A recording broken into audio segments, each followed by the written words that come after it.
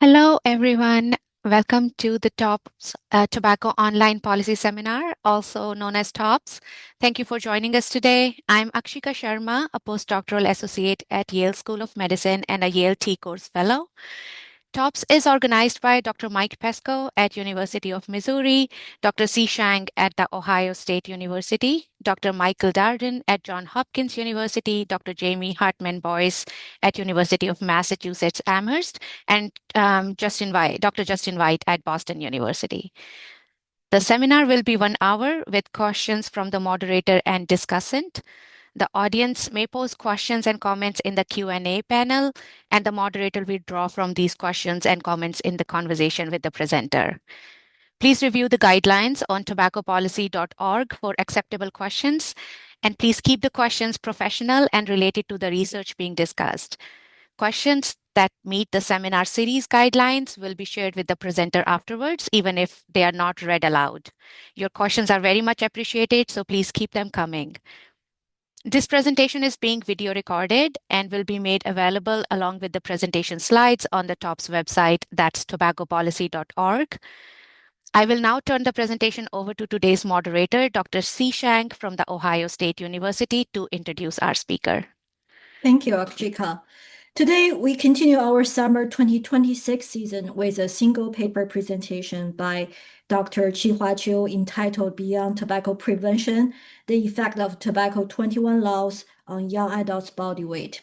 This presentation was selected via a competitive review process by submission through the TOPS website. Dr. Qihua Qiu is an associate professor of economics in the James M. Hall College of Business at Augusta University. Her research focuses on health economics and applied econometrics, with an emphasis on evaluating the impact of public policies on health and behavioral outcomes. Dr. Qiu earned her PhD in economics from Georgia State University. Before joining Augusta University, Dr. Qiu was a Stephen M. Tusch Prevention Effectiveness Fellow at the Centers for Disease Control and Prevention. Dr. Qiu, thank you for presenting for us today.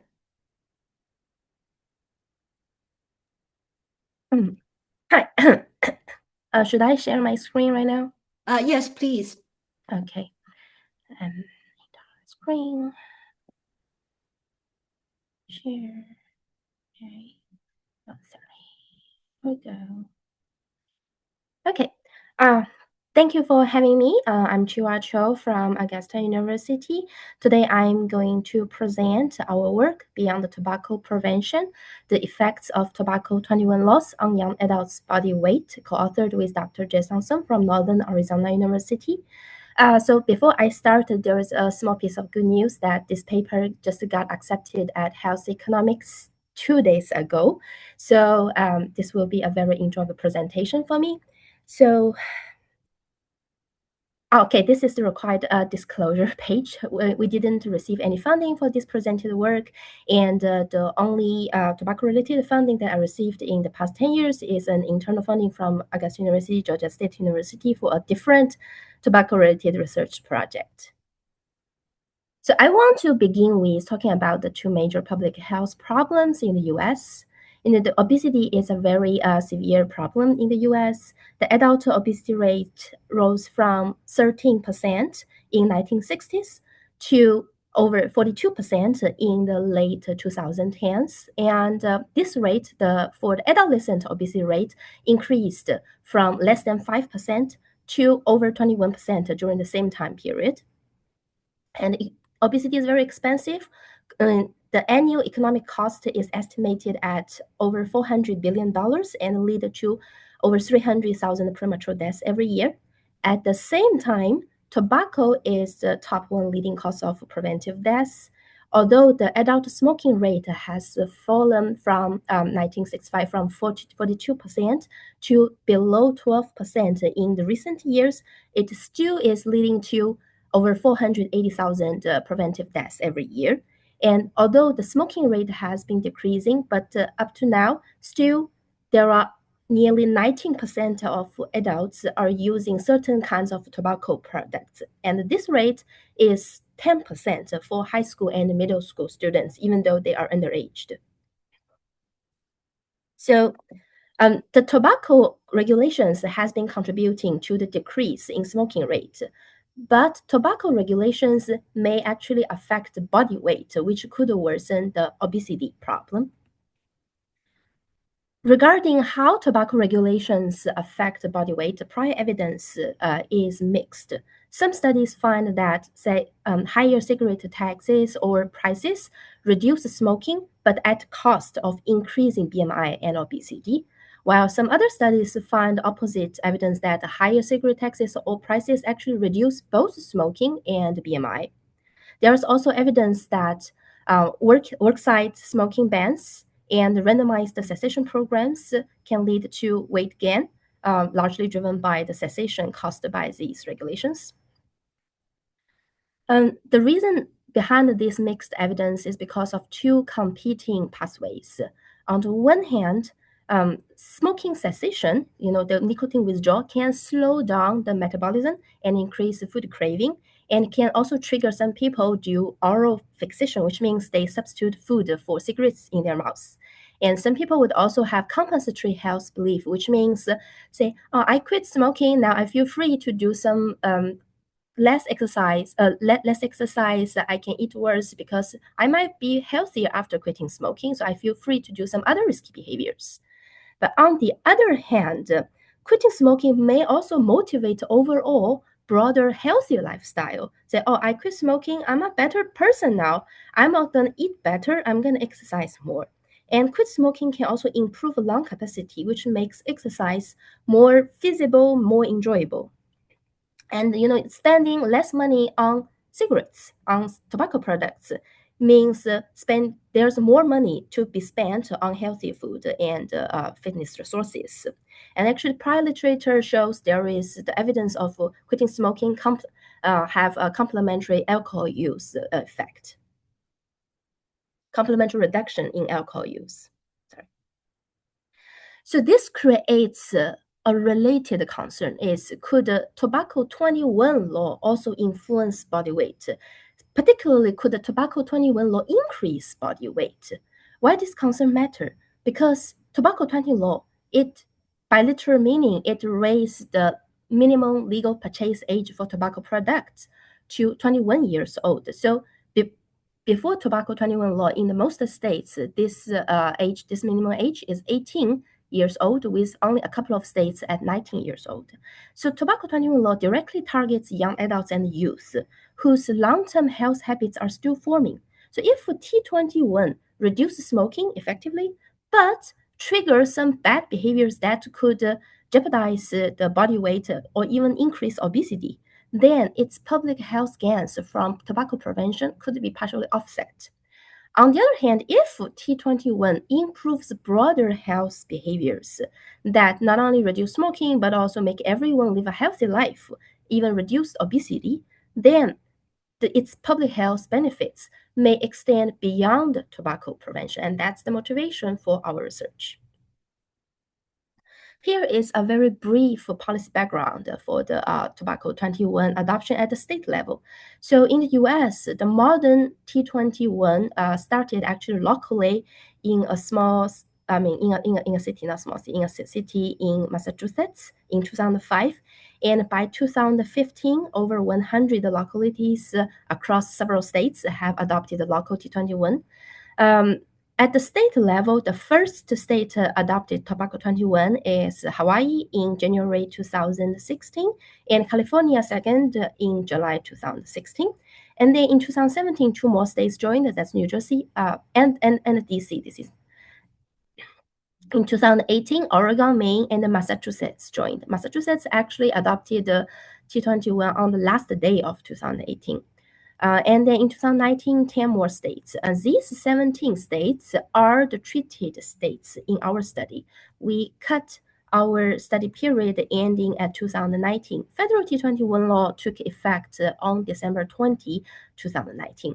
But although there is federal T21 law already, for some reason, certain reason like inconsistent federal enforcement across the states, still there are more states adopting their statewide T21 legislation after 2019. So as of now, only 7 states remain without statewide T21. But some of the states, let's say the South Carolina, claimed that they actually follow federal enforcement. The prior evidence has already established that the T21 law is effective in reducing youth and young adult tobacco use. So these studies find reductions in youth and young adult cigarette smoking and e-cigarette. And interestingly, that although there's a decrease in cigarette smoking, but studies find no detectable change in cessation rate, and rather the reduction in smoking may be largely driven by fewer non-users initiating smoking rather than more quitters. And there's also evidence on a reduction in tobacco products, especially cigarette sales, and the effect is stronger in counties with more residents under 21 years old. And more recent study has extended the T21 research to outcomes like maternal smoking and birth outcomes, although the findings are a little mixed. I think these two studies are presented last year in the TOPS that like Bersac et al. 2025, they found a modest reduction in maternal smoking before and during the pregnancy, driven by fewer young mothers entering the pregnancy as smokers, while the Flynn 2025 working paper found little effect on prenatal smoking or birth outcomes. The prior evidence also find the T21 might have spillover effects on other risky behaviors. For example, the Hansen et al. 2023 JHE paper found the T21 reduced marijuana use and binge drinking days among some youth groups. So when it comes to the link between T21 and body weight, which is our research question, T21 may actually differ from those tobacco regulations which are cessation-oriented, studied in the prior studies.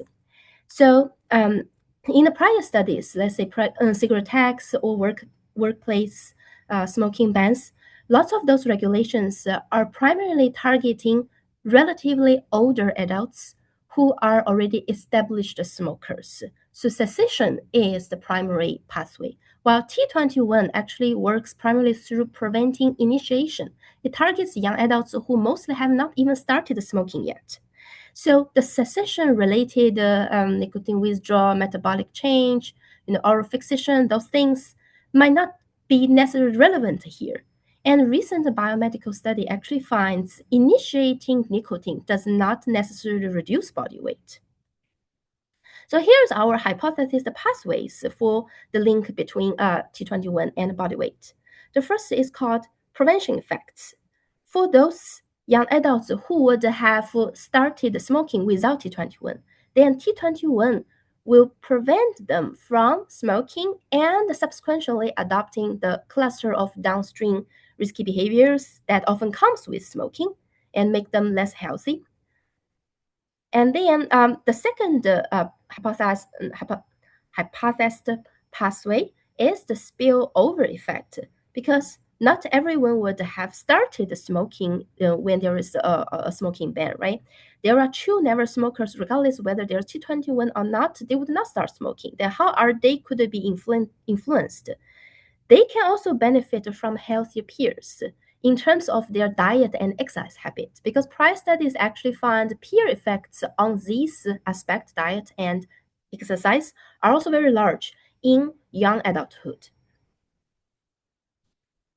So before I go to the data and method section, here's a very, excuse me, here's a very brief preview of our findings. Consistent with our hypothesis, we actually find no broad weight increase. We found no evidence of weight increase that caused by the T21 loss. But we also find no broad weight reductions in this case. We find a decrease in the probability of being obese, but it's driven by a modest weight decrease near the upper tail of the BMI distribution, whereas the average BMI and overweight status show limited changes from our primary data. And we also find evidence of some improvement in weight-related health behaviors, such as increased physical activities, improved diets, reduced drinking and marijuana use, which is consistent with the Hansen et al. 2023's findings, since they they are using same data and the study period with us. And we also find improvement in mental health, which can contribute to a better lifestyle, healthier lifestyle. Okay, here's our data. For our primary analysis, we use behavioral risk factor surveillance system data. The study period 2009 to 2019, we focus on young adults aged 18 to 20 years old. The outcome variables we check are body mass index and a binary indicator of being overweight or obese, which means whether the BMI is at 25 or above, and a binary indicator of being obese, which is BMI at 30 or above. And we also examine these behavioral outcomes, including smoking, drinking, physical activity, fruit and vegetable intake, and mental distress. And for supplemental analysis, we use 2009 to 2019 biannual state youth risky behavior survey data that focusing on high schoolers aged 18 or above. In addition to the outcome variables that's available in the Brookfield, the YRBS data allows us to examine additional behavioral outcomes such as marijuana use, TV watching, and soda consumption, right? And we additionally use American Time Use Survey ATUS data to examine these young adults' daily time spent doing exercise or sedentary relaxing, and the time spent eating at home versus eating out. In addition to the individual demographic controls that's available in these survey data, we additionally control for these state-level covariates, including the state population covered by local T21 laws prior to the statewide or federal adoption, some other tobacco policies, including cigarette tax, e-cigarette tax, indoor smoking, indoor vaping restrictions, and alcohol marijuana regulations, body weight related regulations, and economic conditions. So this is our baseline model. It's a two-way fixed effect differences. Differences is specified in this equation where y is the outcome variable of interest. We use linear regressions for our main analysis, but our results remain robust in nonlinear specifications such as logit for binary indicators. And T21ST, that's the presence of a statewide T21 laws. X denotes the individual demographics from each survey. And the Z is the state level controls that I described in the last slide. We also control for state fixed effects and time fixed effects. In terms of Brookfield, the time fixed effect is the year month fixed effect, and for Brookfield, for YRBS data, that's the year fixed effect. And on the top of this baseline model, we do these extensions. We examine the event study to check dynamic effects and assess pre-trends. And we do a quantile regression to examine the distributional effects across different sections of the BMI. And we do a subsample analysis to examine any heterogeneous effects across groups.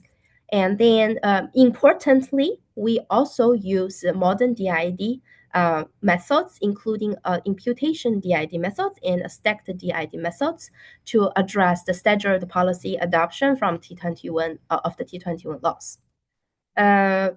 A little bit more about the modern DID robustness check in terms anyone is interested is, as for the imputation DID, that is our primary robustness check. The idea behind it is it uses untreated observations of treated states to impute counterfactual outcomes for treated states. And this method has the advantage of keeping all the treated states in the sample because we only have 17 treated states, right? And then our secondary robustness check for the modern DID is a trimmed stacked DID developed by the Wing et al. 2024 working paper. And it is very straightforward. It builds clean 2x2 treated versus control comparisons between the states around each adoption cohort, but it has a shortcoming of trimming, the later adopters, leaving us with fewer treated states. So we take it as a secondary and just a complementary complemental evidence. Before I go to the results presentation, we can have a short pause for anyone who have any question. Thank you, Qihua. So audience, please submit your questions through the Q&A panel. Our discussant today is Dr. Shaoyin Ma, a research scientist at Ohio State University and an incoming assistant professor in the Health Promotion Research Center in the Department of Family and Community Medicine at the University of Oklahoma. So Shaoyin, let's turn to you first. Thank you. Thank you. Can you hear me okay? Yes. Hi, Dr. Qiu. Thank you so much for the presentation. Very interesting paper, and congratulations on the paper being accepted by Health Economics. So I have two main questions. My first question is about alternative nicotine and tobacco products, including e-cigarettes and oral nicotine pouches. So among the youth who never initiated cigarette smoking, I wonder whether some of them may be using e-cigarettes or oral nicotine pouches instead. And potentially, e-cigarettes or oral nicotine pouches are easier to access than cigarettes under T21. I know that you mentioned some evidence about the effect of T21 on reduced e-cigarette vaping, and there has been limited evidence on how T21 impacts youth OMP use. And also, there have been research showing that youth using e-cigarettes as unhealthy weight control. And on social media, there have been like marketing claims, trends promoting OMPs as a cheap over-the-counter alternative to prescription weight loss drugs. So I know that your study period was up until 2019. So some youth probably started using oral nicotine pouches in the last few years. So I'm just wondering like what your thoughts are on these alternative tobacco products and how they impact youth body weights under T21. Thank you for the question, Shaoyin. That's a very good question because actually first I want to claim that later I'm going to show a subsample regression results showing that the result is largely driven by the never smokers. But I want to say that actually we should take these subsample results with caution because it's conditional on smoking status using a repeated cross-sectional data as births. So it is not a totally in my race selection bias, self-selection issue. So I would take it more cautiously. But you raised a very good point that whether the person is a never smoker should not only be determined on whether this person is smoking cigarettes or not, but also look at other tobacco products like e-cigarettes, especially very popular among youth and young adults, right? So the data we use, like the Burfis data, has relatively limited information on that, on e-cigarette use before the 2019 the survey. And so we would need to rely on some other data sets. Say in long run, probably a PATH will be a better data set to study on that because not only PATH is the panel data that can address the conditional on smoking status, the shortcoming of the repeated cross-section, but also it has information of tobacco use of different products, even body weight information. And so we're going to make effort to study further on that direction for now, I cannot directly answer that question because I don't have the evidence. So we didn't study on that, right? But that's a very good point. Yeah, we're going to look at that. Thank you very much. That's very informative and that makes a lot of sense. So my second question is about self-reported body weight measures in VRBS. So in addition to reporting height and weight, participants were also asked about how they perceive their body weight, very underweight, slightly underweight, about the right weight, slightly overweight, and very overweight, and whether they were trying to lose weight, gain weight, stay the same weight, or not trying to do anything about their body weight. So given that some, related to my previous point, some youth may be using e-cigarettes or oral nicotine pouches as unhealthy weight control, I wonder if you explored the role of body weight perception or weight control intention through those two questions, and how their body weight self-perception or weight control intention might moderate the relationship between T21 and youth body weight outcomes. So for example, some young people with a normal BMI may perceive themselves as overweight or may try to lose weight, which makes them more likely to use e-cigarettes or oral nicotine pouches for weight control, which I'm not sure if you can study using VRBS or Burfees, but I felt that's a very interesting angle to look at. I agree with you. Actually, I know that two questions appear in the YRBS, and I'll be honest, I think I did look at that, but I forgot the results because it's not in the final version of the paper. But later, when I check on my, my archive of those results, we didn't report that. But when I check the archive, I can get back to you, let you know what's our results from that outcome. I remember I did that, but just not in the final paper. Okay, great. Thank you. Thank you both. I don't see any questions in the Q&A panel, so I think we can continue. But audience, if you have questions, please do submit. We like to see your questions. Thank you. Thank you, Dr. Shang. Oh, sorry. Can you see my screen now? Yes, perfect. Okay. Thank you. Thank you.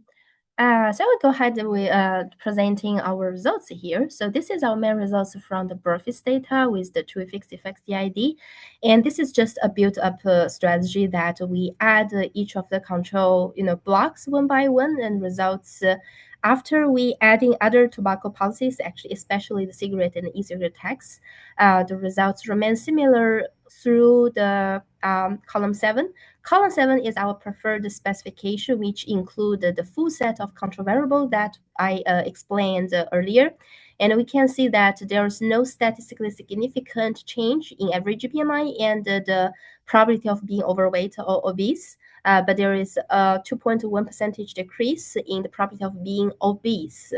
And then in column A, as a kind of robustness check, we additionally control for state-specific year-month time trend, where the results keep qualitatively robust, but at the cost of increasing multicollinearity. Right? It's a kind of over-control. So with our preferred specification in column 7, when it comes to the event study showing the dynamic effects, we can also see there is limited evidence of a change in average BMI and overweight or obese after the T21 adoption, but we do observe obesity declines in the first post-T21 year, although it attenuates afterwards. So all the pre-treatment estimates are statistically insignificant, indicating there might be parallel trends that warrant the causal inference. We will confirm this later using the modern DID method.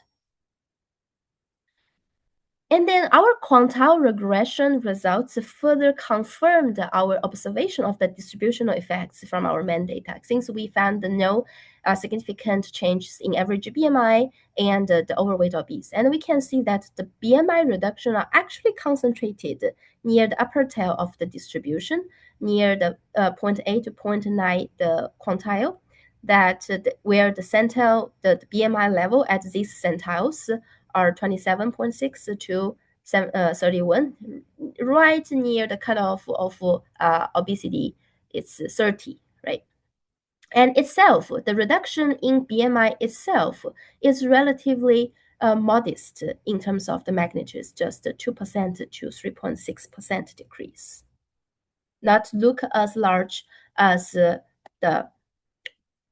18% decrease in obesity that much.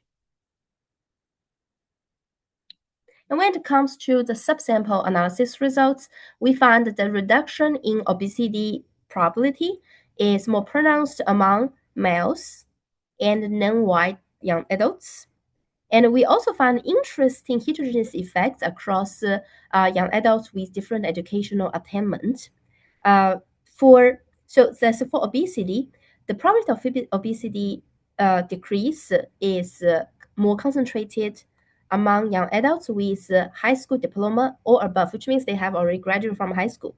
And we also observe a statistically significant decrease in the probability of being overweight or obese for young adults with less than high school diploma. So very likely they're still at school. They have not graduated high school yet. And later I'm going to show you that this result is interestingly consistent with our YRBS result, which are high schoolers aged 18.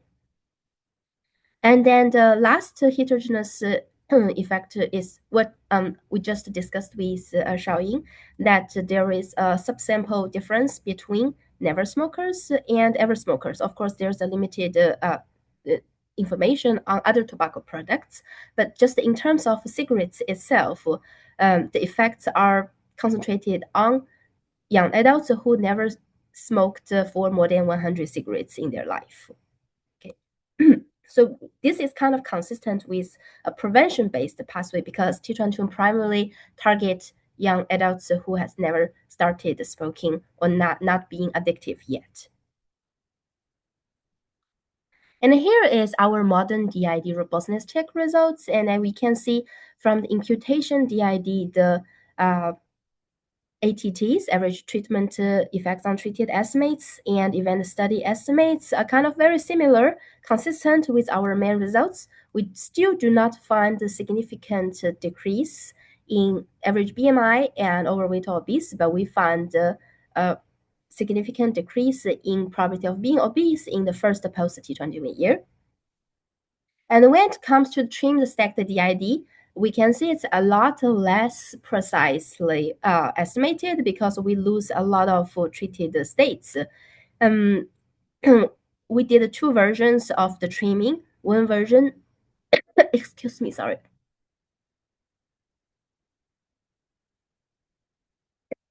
That's hard. I just recovered from COVID and still coughing, sorry.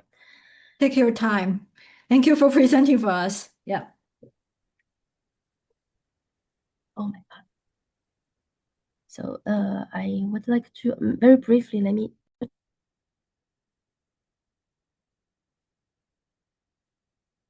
So meanwhile, audience, if you have any questions, please submit through the Q&A panel.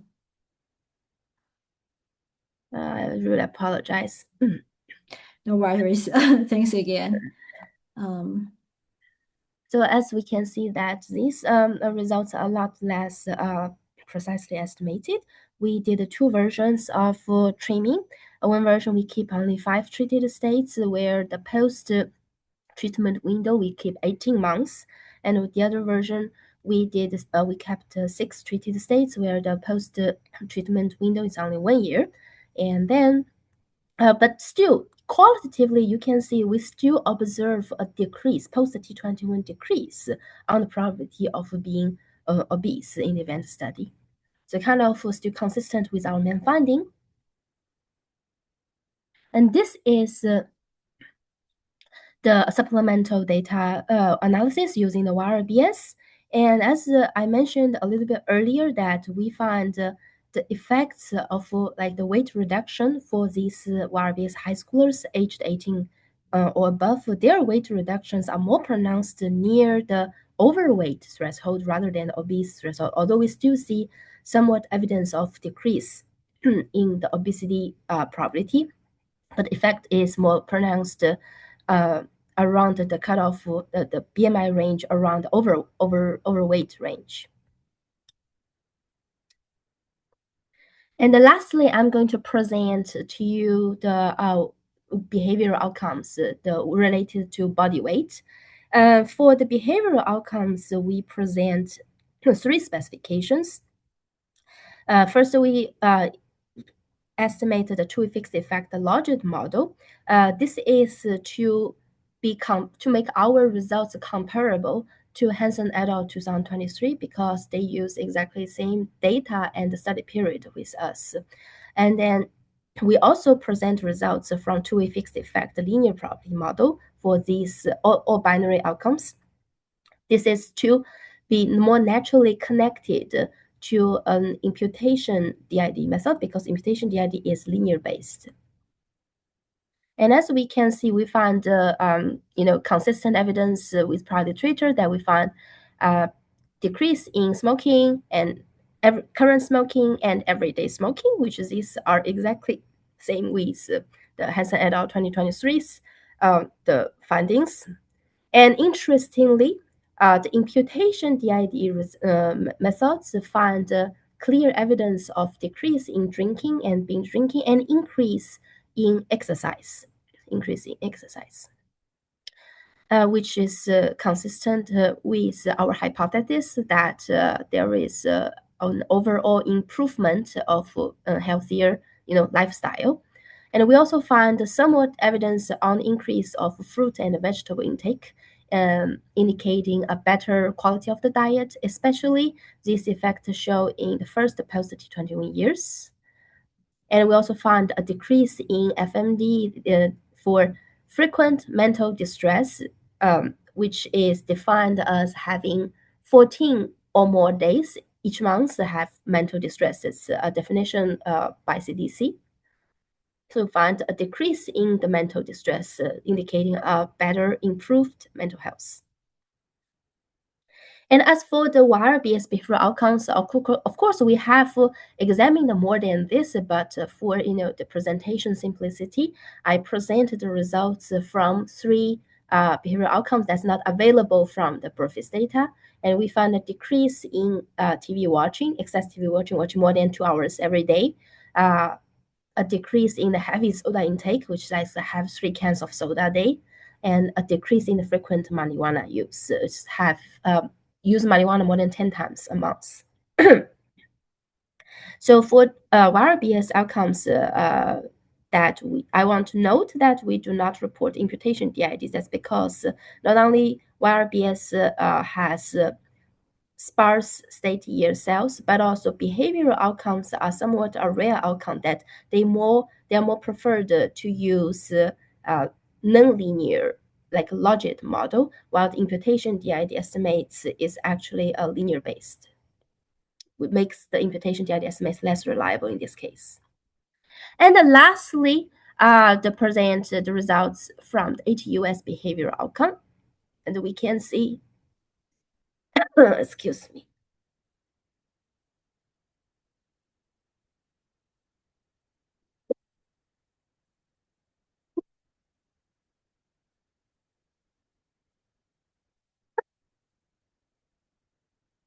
So we can see an increase in exercise, time spent in exercise daily, and a decrease in time relaxing sedentarily every day, and increasing time spent eating at home, but there's a decrease in the time spent in eating out. For ATUS data, we used a 2-part model that account for both extensive margin, whether they do this whether they do these activities at all anyway, and intensive margin, use a negative binomial, whether if they do these activities, whether time increase or decrease, and we report overall marginal effects. These event study estimates are from the marginal effects. So overall, our findings shows that there's no evidence that T21 worsens body weight outcomes among young adults, which is a good news. Okay, we're gonna celebrate. And then, but we also find no broad weight reductions either. Obesity declines, but it's driven by a modest decrease in body weight near the upper tail of the BMI distribution. And we find improvements in weight-related behaviors, which is consistent with our hypothesis improvement in lifestyle behaviors. So T21 appears to avoid the cessation-related weight gain and may support a healthy lifestyle formation among at-risk young adults. And as for the policy implications, our study shows that youth-focused tobacco control policies may generate broader public health benefits beyond tobacco prevention goals, because it circumvents the cessation-related offset, like let's say the weight gains, those public health gain offset. And our heterogeneous effects results also suggest that these public health benefits could be larger for some groups, such as non-white young adults, than others. Okay, thank you so much for your attention, and thank you for bearing with me while I'm coughing. I'm happy to take more questions now. Thank you, Qihua, for presenting for us when you are in recovery. I hope you feel better soon. Let's have our discussion showing to see whether she has any additional questions. Thank you. Thank you, Dr. Shan and Dr. Qiu. Very interesting findings. So I guess one of my questions is that you find significant effects among teenage boys or male young adults, but not teenage girls or female young adults, right? Like how would you interpret that results? Like was it like maybe at baseline smoking rate was higher among male young adults, or maybe like the effect of reducing unhealthy behaviors and increasing healthy behaviors was more pronounced among male young adults? Like what was driven the results? Am I muted? No, I'm not muted. Okay, so thank you for the question. So we would like to think one reason, as you said, is because male young adults have a higher baseline smoking rate, so they are more kind of or the higher baseline smoking rate means there is more tendency for them to start smoking if in the absence of T21. So the T21 probably are impacting them more than more than female. I mean young girls. And young girls, another reason is because we think the young girls probably they already have better weight management knowledge or sense, the awareness of weight management compared to young males. So whether they are impacted by a tobacco regulation or not, they tend to, manage their weight. So that's why they are less impacted in this case. Okay, that makes sense. Thank you for your answer. I guess my another question is, I'm wondering if there was any like heterogeneity in terms of the policy strength of Tobacco 21 across states, like like when they were implemented, like the policy details, rules, or like how exactly were the policies enforced, or like was it more like a homogeneous policy strength of T21 across states? Thanks. That's a very good question. Actually, we are actually exploring on that now. So we want to look at how different enforcement like T21 grade, the enforcement grade, the policy design could have heterogeneous effect on the answer of our research question. But we are still working on that. So if I have more progress, I will let you know about it. We are actually working on that. Great. I look forward to your new studies findings. Yeah, thank you. That's all my questions. Thank you. I don't see any audience questions yet. But I have a question regarding to the results. I think it's very interesting. And basically it suggests that the like tobacco products, maybe mostly cigarettes, are likely to be complements to cannabis and alcohol. So I just want to ask you like whether this is in line with recent literature assessing the relationship among the substances. Yes, so based on, I'm not sure whether I understand your question correctly, but I'll try to answer. So because the like Hansen et al. 2023 and us, we both find a reduction in marijuana use and alcohol drink accompanied with the reduced smoking resulting from the T21 adoption. So showing they might be the complements for at least young adults. So Yeah, I guess I'm kind of curious about like whether this is in line with a lot of the taxation studies we've seen in the top seminar and in the broader literature that look at the cross price elasticities.